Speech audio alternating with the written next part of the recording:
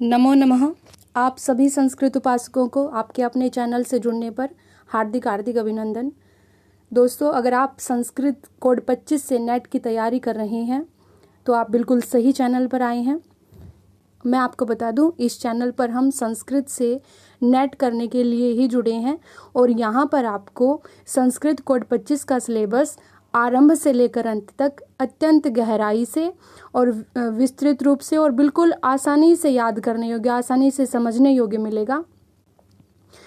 अगर आपने चैनल को सब्सक्राइब नहीं किया है तो कर लीजिए और जुड़ जाइए हमारे साथ अपने लक्ष्य की तरफ, अपने कर्म पथ पर बढ़ चलिए। आज दोस्तों हम संस्कृत नेट कोड 25 के सिलेबस पर चर्चा करेंगे, उसको डिस्कस करने के लिए जुड़े हैं। संस्कृत के सिलेबस की 2 वीडियोस मैं बना चुकी हूँ, आप उनको ज़रूर देखिए और आपको अंदाज़ा लग जाएगा कि उससे बेहतर कंटेंट, उससे अच्छी गुणवत्ता, उससे अच्छी क्वालिटी के वीडियोस, उस टॉपिक से रिलेटेड, वेदों के रचनाकाल से संबंधित आपको शायद ही कहीं मिलेंगे। आप उन वीडियोस को ज़रूर देखिए और आगे के वीडियोस के लिए चैनल को सब्सक्राइब कर लीजिए। दोस्तों, सिलेबस हमारा रह गया था, मैंने सोचा सिलेबस भी चैनल पर होना चाहिए ताकि आपको सिलेबस के लिए कहीं और ना भटकना पड़े। दोस्तों, सिलेबस सबसे पहली आवश्यकता है। अगर हमारे पास सिलेबस होगा तो हम उसको बिल्कुल एक एक पॉइंट को देखते हुए चलेंगे कि ये पॉइंट हमने कवर कर लिया है, अब आगे बढ़ते हैं, फिर अगला पॉइंट देखेंगे। इस तरह से हम एक एक करके हर पॉइंट को, हर टॉपिक को, हर विषय को आसानी से समझते चलेंगे। तो आज हम संस्कृत से नेट कोड 25 के सिलेबस को देखेंगे जो यूजीसी ने निर्धारित किया है।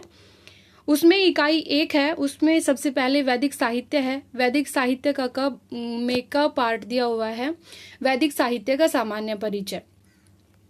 वैदिक साहित्य के सामान्य परिचय के बारे में, वैदिक सबसे पहले है वेदों का काल।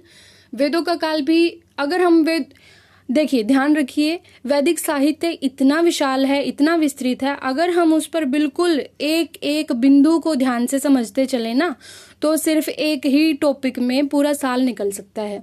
लेकिन एक अच्छी बात हमारे लिए यह है कि यूजीसी ने कुछ विद्वानों के नाम यहाँ पर सजेस्ट किए हैं, छांट दिए हैं हमारे लिए अलग से कि आपको ने इनके बारे में पढ़ना है। ठीक है, तो यहाँ पर हम उन्हीं जैसे हमारे सिलेबस में निर्धारित किया गया है, हम उन्हीं को पढ़ते चलेंगे, उन्हीं की पुनरावृत्ति करेंगे, उन्हीं से संबंधित प्रश्नों को देखेंगे ताकि हमारी तैयारी बहुत अच्छे से हो जाए। ठीक है, सबसे पहले देखना है हमें वेदों का काल किस किस के अनुसार। मैक्स मुलर के अनुसार, ए वेबर, जैकोबी, ये कुछ पाश्चात्य विद्वान हैं, बाल गंगाधर तिलक, एम इंटरनेट्स, भारतीय परंपरागत विचार की भारतीय परंपरा वेदों के काल के बारे में क्या कहती है, और हम इस पर वीडियो बना चुके हैं और इससे संबंधित प्रश्नों का अभ्यास भी कर चुके हैं। अगर आप उन वीडियोस को देख लेंगे, अगर आपने उन वीडियोस को देखा और उसके बाद जो वीडियो हमने बनाई थी उसमें प्रश्न दिए थे अभ्यास के लिए, अगर आपने उन प्रश्नों को भी सोल्व कर लिया, उनका अभ्यास कर लिया, तो आपका यह जो टॉपिक है बिल्कुल क्लियर हो जाएगा। और हम आगे भी इसी तरह से बिल्कुल टॉपिक वाइज, जैसे अब आगे संहिता साहित्य के बारे में वीडियो बनाएंगे, बिल्कुल एक एक फैक्ट को, एक एक तथ्य को जोड़ते हुए और बहुत आसानी से करने योग्य भाषा में और परीक्षा उपयोगी चीजों को हम शामिल करेंगे। तो अगला ही टॉपिक है हमारा संहिता साहित्य। इसमें अगला पॉइंट, उससे आगे आएंगे संवाद सूक्त।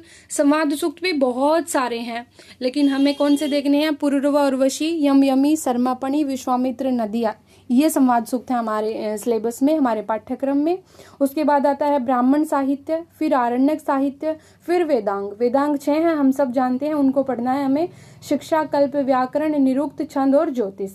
उसके बाद आगे चलते हैं, आगे इकाई 2 आ जाती है। इकाई 2 में दिया गया है वैदिक साहित्य का विशिष्ट अध्ययन। यहाँ पर जितना भी वैदिक साहित्य बहुत बड़ा है, लेकिन इसमें जो जो दिया गया है ना, जो निर्धारित किया गया, हम सिर्फ उन्हें पढ़ेंगे। ऋग्वेद का अग्नि सूक्त दिया हुआ है 1.1, वरुण सूक्त दिया है 1.25, सूर्य 1.125, इंद्र 2.12, उषस, प्रजन्य, अक्ष, ज्ञान, पुरुष, हिरण्यगर्भ, वाक और नासदीय सूक्त यहाँ पर दिए गए हैं। उसके बाद शुक्ल यजुर्वेद से संबंधित क्या करना है? शुक्ल यजुर्वेद का शिव संकल्प जो अध्याय है वो अध्याय 34, जिसको शिव संकल्प सूक्त कहा जाता है। अध्याय 23 प्रजापति सूक्त जिसको कहा जाता है। उसके बाद अथर्ववेद से संबंधित है। उसमें राष्ट्र अभिवर्धन सूक्त 1.29, उसके बाद काल सूक्त 10.53 और पृथ्वी सूक्त 12.1। उसके बाद आता है ब्राह्मण साहित्य का नंबर। ब्राह्मण साहित्य में क्या देखना है कि ब्राह्मणों का प्रतिपाद्य विषय क्या है, उसमें क्या क्या विधियां दी गई हैं, विधि के कितने प्रकार दिए गए हैं। उसके बाद अग्निहोत्र के बारे में पूछा है, अग्नि अष्टोम यज्ञ, 10 पूर्णमास यज्ञ, पंच महायज्ञ और आख्यान कौन कौन से, सुनहसेप आख्यान और वांग मनस, वाणी और मन का जो आख्यान है, वार्तालाप है, वो दिया हुआ है, वो करना है। उसके बाद उपनिषद साहित्य, उपनिषद साहित्य में क्या करना है, निम्नलिखित उपनिषदों की विषय वस्तु और प्रमुख अवधारणाओं का अध्ययन। ईश उपनिषद, कठ उपनिषद, केन उपनिषद, बृहदारण्यक उपनिषद, तैत्तिरीय और श्वेत अश्वतर उपनिषद। ये जो उपनिषद दिए हैं इनकी प्रमुख अवधारणाओं का और इनमें जो विषय वस्तु है उसका अध्ययन हमें करना है, उनको समझना है। इनमें से प्रश्न जरूर आते हैं, कोई मंत्र दे दिया जाता है और पूछ लिया जाता है कि ये किसका है, या कुछ भी कोई पंक्ति दे दी जाती है इसमें किसका वर्णन है, इस तरह से इसमें से प्रश्न पूछे जाते हैं। उसके बाद चौथा पॉइंट है वैदिक व्याकरण, निरुक्त एवं वैदिक व्याख्या पद्धति। उसमें ऋक् प्रातिशाख्य के अंतर्गत क्या क्या, ये जो नीचे परिभाषाएं पूछी गई हैं, जैसे समान अक्षर किसे कहते हैं, संधि अक्षर कौन से हैं। आप निश्चिंत हो जाइए दोस्तों, इस चैनल पर आपको एक एक बिंदु को बहुत गहराई से, मतलब कुछ बचेगा नहीं। फिर अगर यहाँ पर आपने पढ़ लिया ना, उसके बाद फिर कहीं कोई ज़रूरत महसूस नहीं होगी किसी किताब से, क्योंकि मैं खुद इतनी मेहनत करूँगी, खुद मैंने मेहनत करके नोट्स बनाए हैं और भी कर रही हूँ कि आपको ना हर चीज़ मिल जाए, किसी एक किताब से नहीं, किसी एक नोट से नहीं। 5-6 किताबें जितनी भी मेरे पास अवेलेबल हैं इनसे जुड़ी हुई, उन सभी किताबों से मैंने जो मेन विषय वस्तु है उसको छांट करके नोट्स बनाए हैं और आगे भी आपके लिए वो मैं उपलब्ध करवाती रहूँगी। तो आप बिल्कुल निश्चिंत होकर बस चैनल के साथ जुड़ जाइए और जैसे जैसे सिलेबस आगे बढ़ता है उसी के अनुसार हम आगे बढ़ते रहेंगे और हमारी तैयारी बहुत अच्छे से हो जाएगी। ठीक है। अघोष वर्ण कौन से हैं, सउष्म कौन से हैं, स्वर भक्ति क्या है, यम किसको कहते हैं, रक्त, संयोग, प्रग्रह्य और रिफित। उसके बाद निरुक्त के 2 अध्याय 1 और 2, उन 2 अध्यायों में भी क्या 4 पद नाम, आख्यात, उपसर्ग और निपात। इनमें से क्या क्या, नाम का विचार, आख्यात का विचार, उपसर्गों के अर्थ और निपात की कोटियां कितनी हैं, कितने प्रकार के हैं। ठीक है। उसके बाद निरुक्त अध्ययन के प्रयोजन, उसके बाद निर्वचन के सिद्धांत, उसके बाद निम्नलिखित शब्दों की व्युत्पत्ति। इनमें से हमने जी ये करनी है आचार्य शब्द की उत्पत्ति। ठीक है जी। उसके बाद वीर, हृद, गो, समुद्र, वृत्रि, आदित्य, उषस, मेघ, इनकी ना व्युत्पत्तियां दी गई हैं अलग अलग, तो उनको देखना है। एक शब्द की कई व्युत्पत्तियां भी दी गई हैं, उन सभी को हम देखेंगे। उषस, मेघ, वाक, उदक, नदी, अश्व, अग्नि, जात, वेदस, वैश्वानर और निघंटु आदि की। ठीक है। उसके बाद जी निरुक्त अध्याय 7, उसमें जो दैवत कांड है वो हमें करना है। उसके बाद वैदिक स्वर, उदात, अनुदात और स्वरित। उसके बाद वैदिक व्याख्या पद्धति, दोनों तरह की, प्राचीन भी और अवार्चीन भी। उसके बाद इकाई 3 पर आ जाते हैं। इकाई 3 में क्या, दर्शन साहित्य, जो भारतीय दर्शनों के ग्रंथ हैं, भारतीय दर्शन से संबंधित इसमें पूछा जाता है। प्रमुख भारतीय दर्शनों का सामान्य परिचय, जैसे प्रमाण मीमांसा, तत्व मीमांसा और आचार मीमांसा, चारवाक दर्शन, जैन दर्शन, बौद्ध दर्शन, न्याय दर्शन, सांख्य, योग, न्याय, वैशेषिक और मीमांसा के संदर्भ में पूछा जाएगा इनको। उसके बाद इकाई 4 आती है। इकाई 4 में दर्शन साहित्य का विशिष्ट अध्ययन। उसमें सिर्फ क्या था, उसमें परिमाण मीमांसा के बारे में, चारवाक, जैन, बौद्ध क्या कहते हैं, तत्व मीमांसा के बारे में इनका क्या विचार है और आचार मीमांसा के बारे में। अब विशिष्ट अध्ययन में पूछेंगे डिटेल में, विस्तृत से, जैसे ईश्वर कृष्ण की सांख्यकारिका, उसमें सांख्यकारिका में भी क्या, देखिए कितनी अच्छी बात है, एक एक पॉइंट को इन्होंने अलग से बता दिया कि इसमें से पूछा जाएगा। इससे ना आसान हो जाता है। एक तो हम पूरा पढ़ें, उसमें से क्या महत्वपूर्ण है क्या नहीं हमें नहीं पता, हमें पूरा करना है तो करना है। लेकिन देखिए यूजीसी वालों ने ना सारे पॉइंट को अलग अलग डिफाइन कर दिया, अलग अलग परिभाषित कर दिया। जैसे सत्कार्यवाद, पुरुष स्वरूप बताना है, प्रकृति का स्वरूप हमें बताना है, सृष्टि क्रम हमें बताना है, प्रत्यय सर्ग क्या है वो हमें बताना है, कैवल्य के बारे में। उसके बाद सदानंद जी का वेदांत सार, उसमें अनुबंध चतुष्टय किसे कहते हैं, अज्ञान क्या है, उसकी परिभाषा, उसकी शक्तियाँ वगैरह।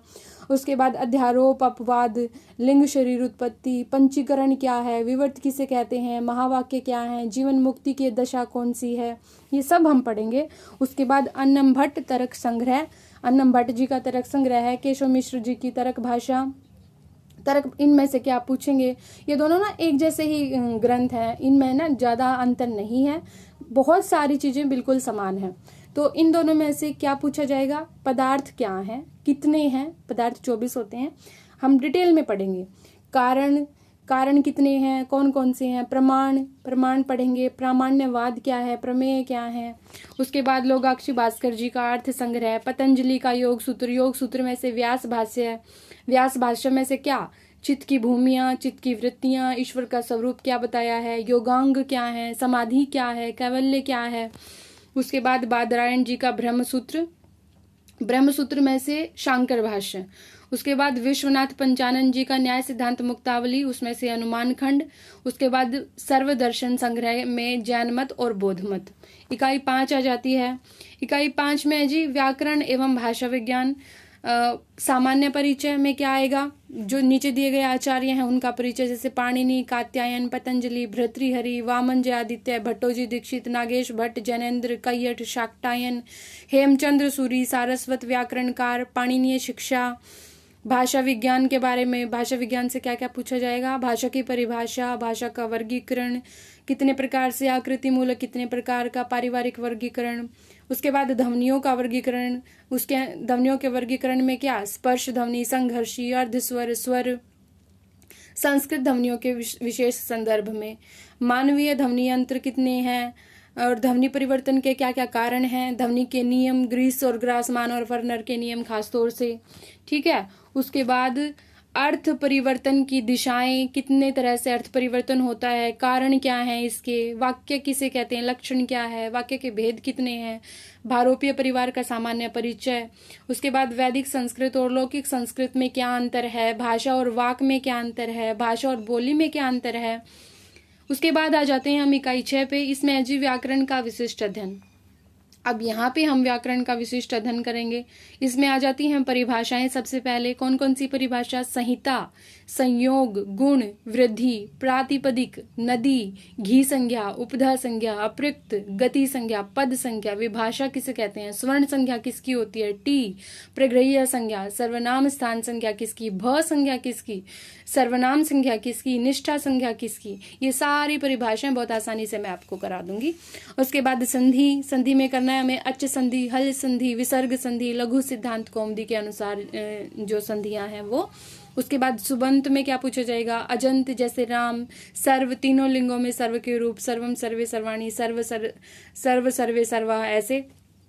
विश्वपा, हरि, त्रि, तीनों लिंगों में सखी, सुधी, गुरु, पितृ, गौ, रमा, मति, नदी, धेनु, मातृ, गान, वारी, मधु। उसके बाद हलंत में लीह, विश्वाह, चतुर, तीनों लिंगों में, इदम भी तीनों लिंगों में, किम भी तीनों लिंगों में, तत् भी तीनों लिंगों में, राजन, मघवन, पथिन, विद्वस, अस्मद और युष्मद। उसके बाद समास आ जाते हैं। समास में क्या क्या, अव्ययीभाव समास, तत्पुरुष समास, बहुव्रीहि समास, द्वंद्व समास, ये सारे लघु सिद्धांत कौमुदी के अनुसार हमें करने हैं।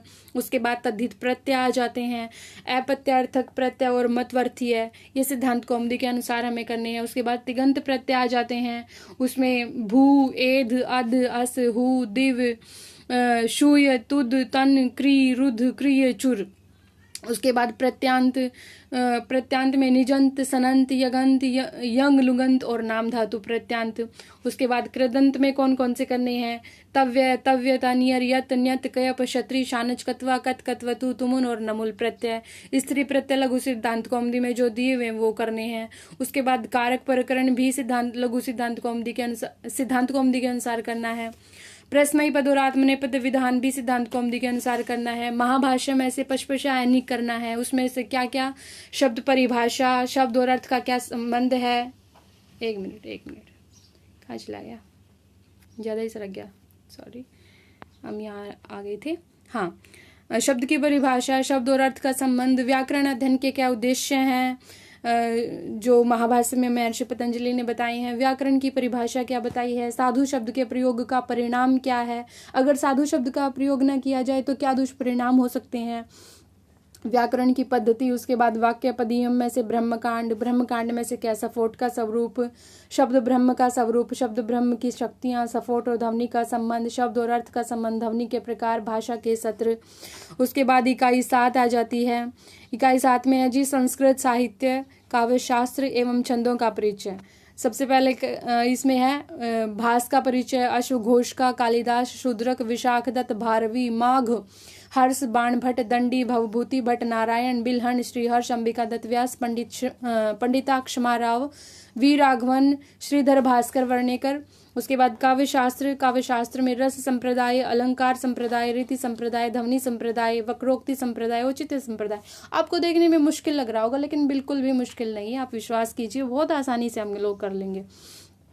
उसके बाद पाश्चात्य काव्य शास्त्र में अरस्तु, लांजाइनस और क्रोचे। इकाई 8 में आ जाते हैं निम्नलिखित का विशिष्ट अध्ययन पद्य में।